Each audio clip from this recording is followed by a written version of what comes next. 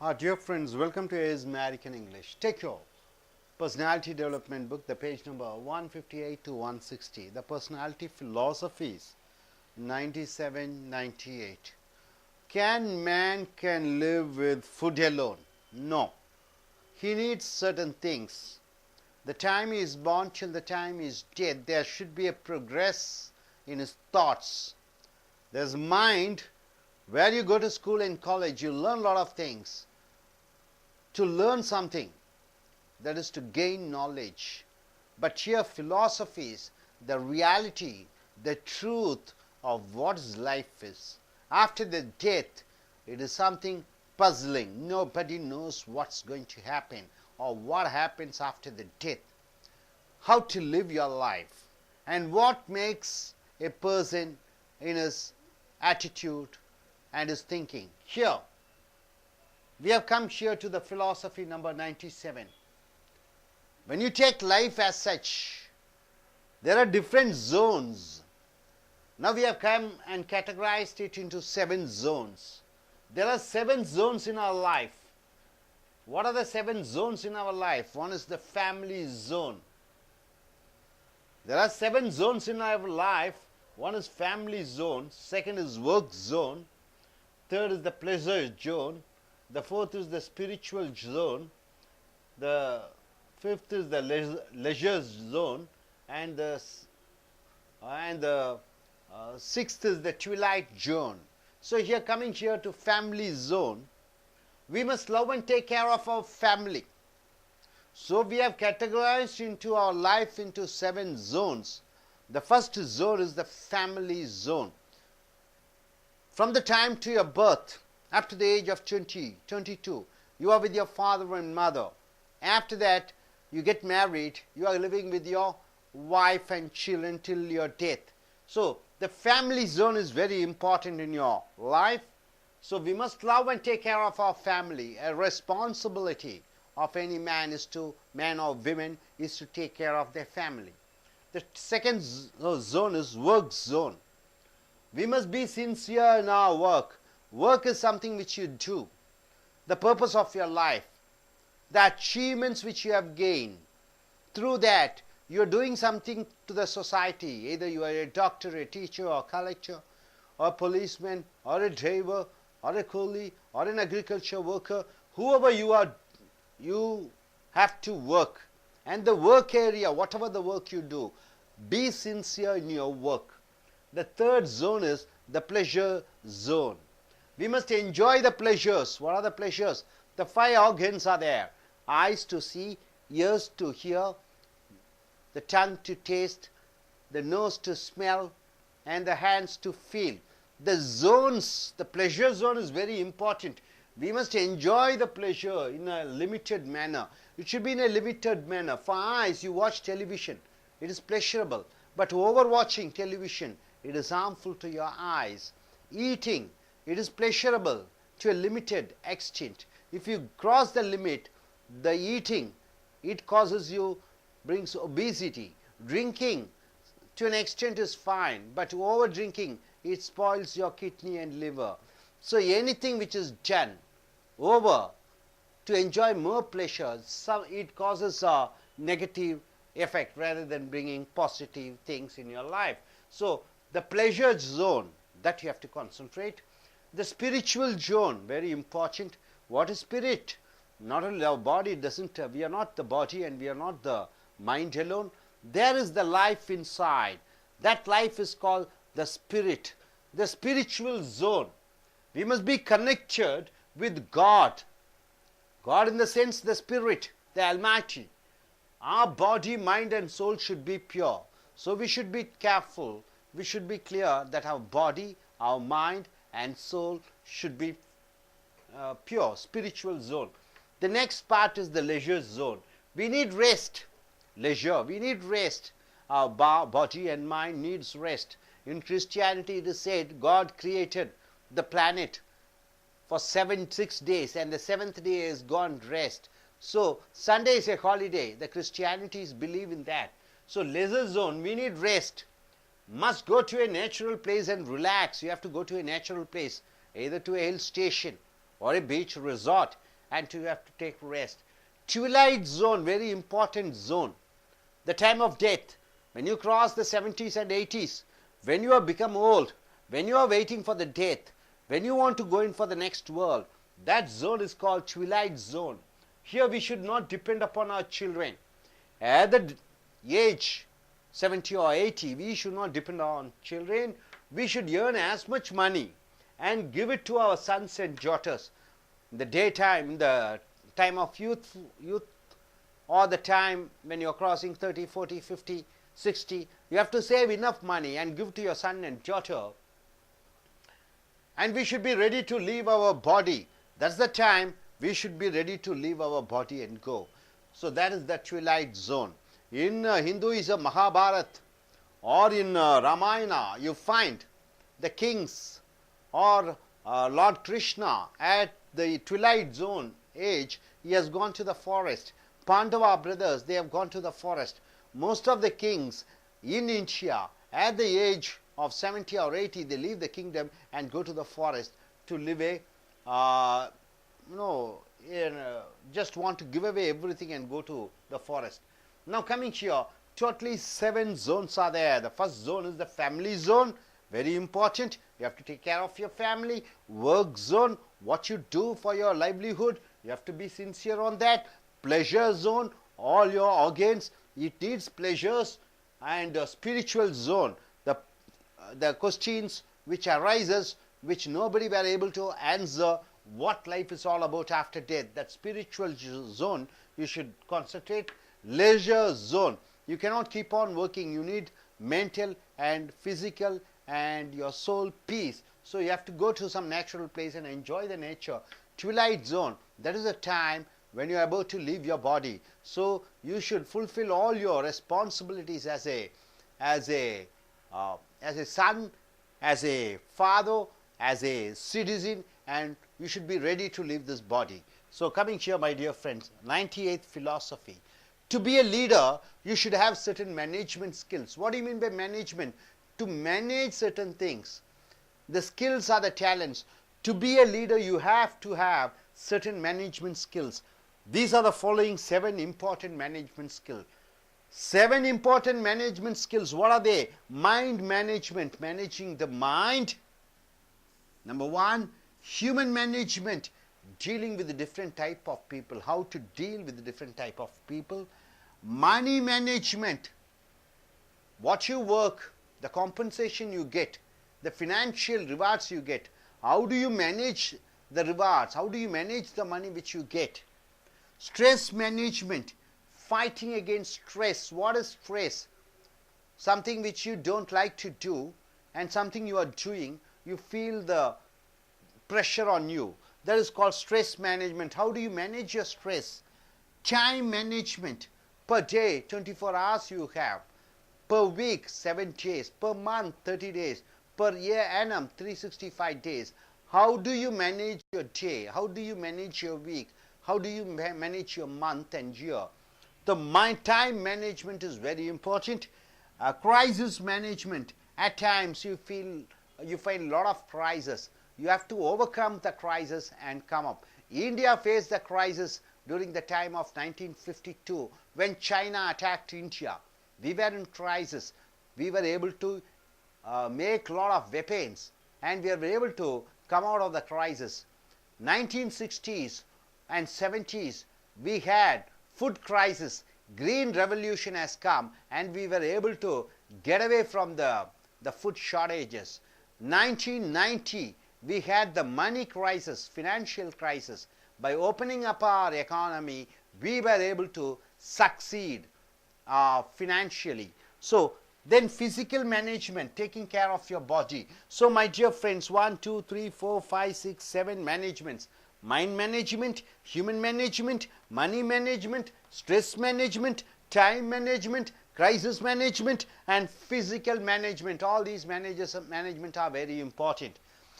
So to be a leader, you should have the management skills. First, management, controlling and eliminating negative thoughts. Mind management, all type of negative thoughts would come. So that is the natural. nature of human mind. So you should be able to eliminate all the negative thoughts. Human management, dealing with different type of people, your relations, your in office, your if you are a manager, the people who are working under you, the higher authorities, how do you manage them? Money management, how to manage the money, where to invest the money. Stress management, fighting against stress. Time management, managing your time in office and in your home. How to manage, how to equate, how to spend, how many hours to spend in the office, how many hours to spend in your home. Crisis management, should be ready to face any crisis. Physical management, taking care of your health. So all these management, you should be an expert to be a leader. So my dear friends, 7 zones in our life. We have to concentrate on 7 zones, and to be a leader and to manage certain things, you should have these type of management skills. Once again, 7 management skills are there. So try to inculcate in your day-to-day life. நண்பர்களே, உங்களுடைய personality development அகத்தாய்வு புஸ்தகம் 158 160 எடுத்துக்கொள்ளுங்கள். இந்த அகத்தாய்வினுடைய தத்துவங்கள் 97 98வது தத்துவம் என்ன சொல்கிறது? வாழ்க்கை, பிறப்பு, இறப்பு. பிறப்பிலிருந்து இறப்பு வரைக்கும் போகும் பொழுது 7 ஜோனல்ஸ் என்று சொல்கிறோம். 7 இடங்கள், 7 முக்கியமான ஸ்தலங்கள் இருக்கிறது. அதை 7 ஸ்தலங்களாக நாம் பிரித்திருக்கிறோம்.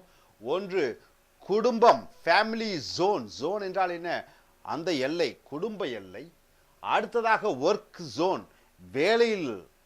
வேலையினுடைய அந்த நிலைப்பாடு. பிளஷர் ஜோன், இன்பங்கள் வேண்டும், அந்த இன்பங்கள் ஒரு பிரிவு. ஸ்பிரிச்சுவல் ஜோன், ஆன்மா ரீதியாக ஒரு பிரிவு. லெஷர் ஜோன், ஓய்வெடுக்கக்கூடிய ஒரு பிரிவு. ட்யூலைட் ஜோன், சாகக்கூடிய தருவாயிலே இருக்கக்கூடிய அல்லது வயதான நிலையிலே வரக்கூடிய அந்த ஒரு காலகட்டம். ஸோ நண்பர்களே, இந்த 7 1 2 3 4 5 6 ஜோன். அப்ப 6 காலகட்டங்கள். அப்ப 7 காலகட்டங்கள். 1 2 3 4 5 6 தான் எழுதி இருக்கிறோம். 6 கட்டங்களாக பிரித்திருக்கிறோம். ஸோ 6 ஜோன்ஸ் என்று சொல்கிறோம். அப்ப ஃபேமிலி என்றால் என்ன? பிறப்பிலிருந்து இறப்பு வரைக்கும் குடும்பத்துடன் இருக்கிறோம்.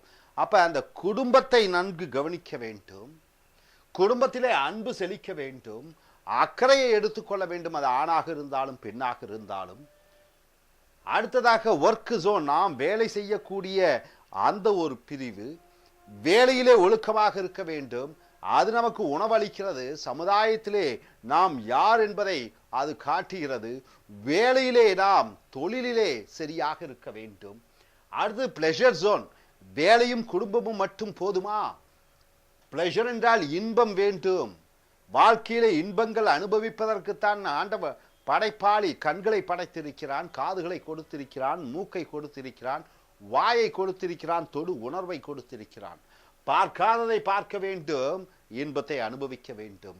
கேட்காததை கேட்க வேண்டும், இன்பங்களை ருசிக்க வேண்டும். உண்ணாத உணவுகளை, ருசிக்காத உணவுகளை அல்லது ருசிக்காததுகளை ருசிக்க வேண்டும்.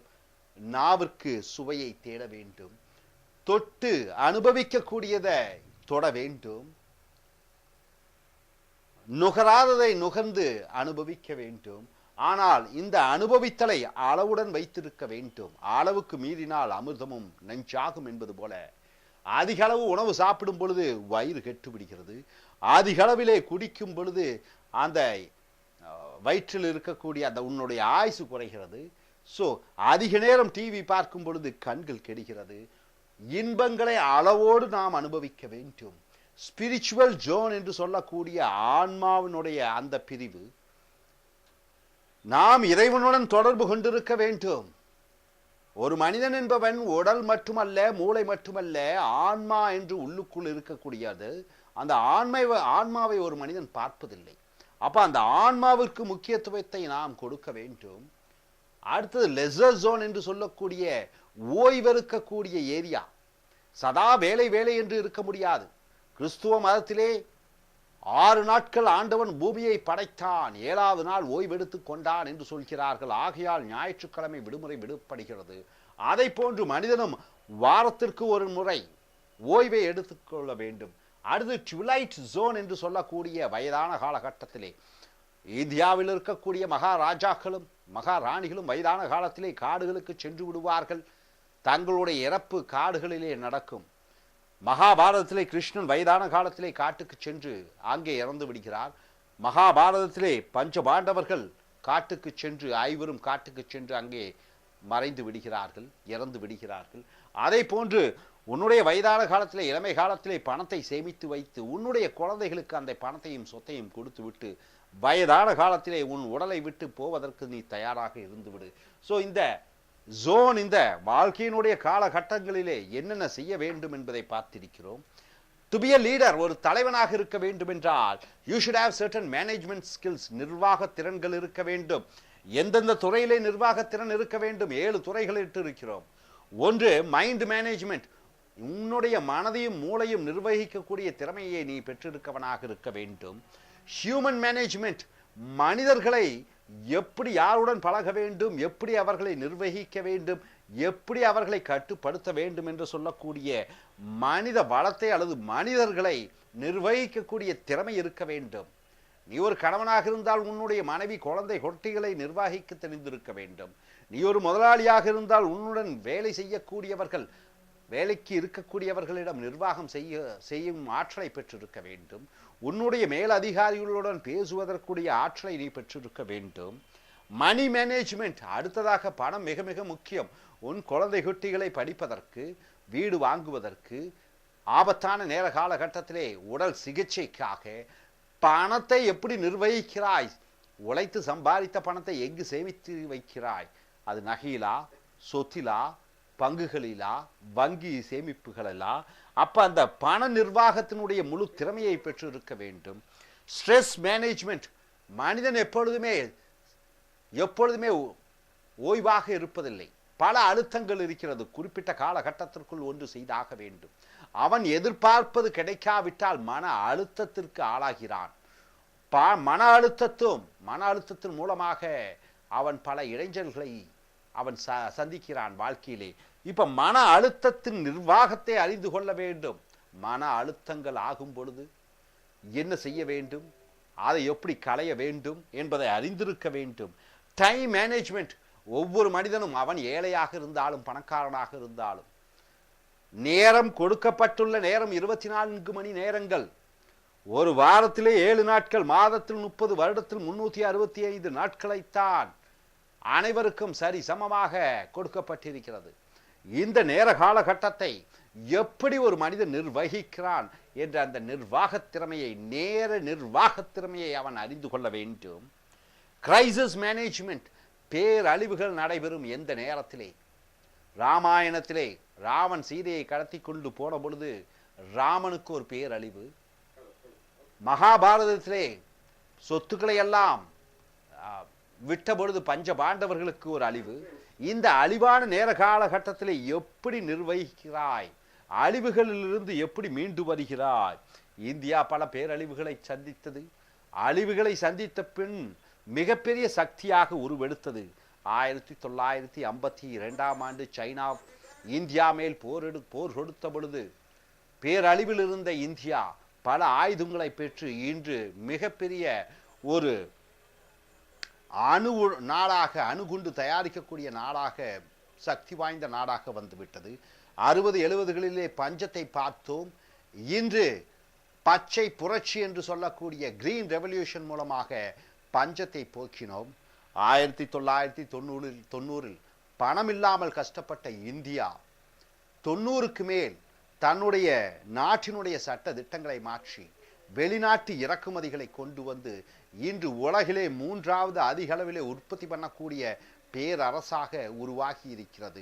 ஸோ இந்த அழிவு நேரங்களிலே எப்படி நிர்வகித்து அதை எப்படி மீண்டு வருவது என்பதை நீ அறிந்து கொள்ள வேண்டும். அந்த பேரழிவுகள் பணமாக இருக்கலாம், குடும்ப சூழ்நிலையில் யாராவது இறந்து விடலாம், அன்பானவர்கள் இறந்து விடலாம், உனக்கு ஏதாவது விபத்து ஏற்பட்டு காயங்கள் ஏற்பட்டு பிரச்சனைகள் இருக்கலாம். இந்த பேரழிவுகளிலிருந்து எப்படி நிர்வகித்து நீ வாழ்க்கையிலே முன்னேறுகிறாய்? பிசிக்கல் மேனேஜ்மெண்ட், உடல் அழிந்து கொண்டிருக்கக்கூடிய உடல், போன மாதம் இருந்த உடல் இந்த மாதம் இல்லை. செல்கள் எல்லாம் அழிந்து கொண்டிருக்கின்றன.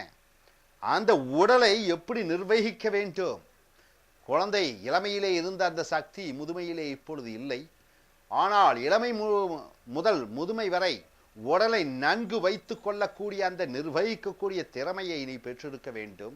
அது யோகா மூலமாகவும் இருக்கலாம், நடைப்பயிற்சி மூலமாக இருக்கலாம், தியானத்தின் மூலமாக இருக்கலாம். ஸோ உடலை எப்படி நிர்வகிக்கிறாய் என்பது மிக மிக முக்கியம்.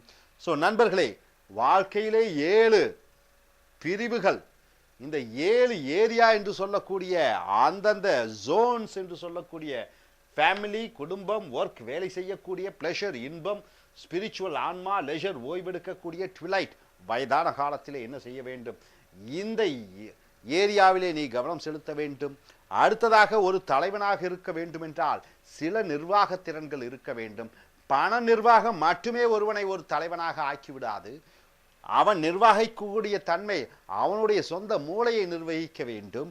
அவனுடைய மனித ஆற்றலை, மற்றவர்களை கட்டுப்படுத்தக்கூடிய நிர்வாக திறமையை பெற்றிருக்க வேண்டும். மணி மேனேஜ்மெண்ட், தன்னிடம் இருக்கக்கூடிய பணம், செல்வாக்கை, செல்வத்தை எப்படி நிர்வகிக்க வேண்டும் என்பதை அறிந்திருக்க வேண்டும். ஸ்ட்ரெஸ் மேனேஜ்மெண்ட், மன அழுத்தத்தை எப்படி போக்க வேண்டும் என்ற நிர்வாக திறமையை அவன் பெற்றிருக்க வேண்டும். தன்னிடம் கொடுக்கப்பட்டிருக்கக்கூடிய ஒரு நாளைக்கு 24 மணி நேரம், அந்த 24 மணி நேரத்தை எப்படி நிர்வாகம் செய்கிறான் என்பதை அவன் அறிந்திருக்க வேண்டும்.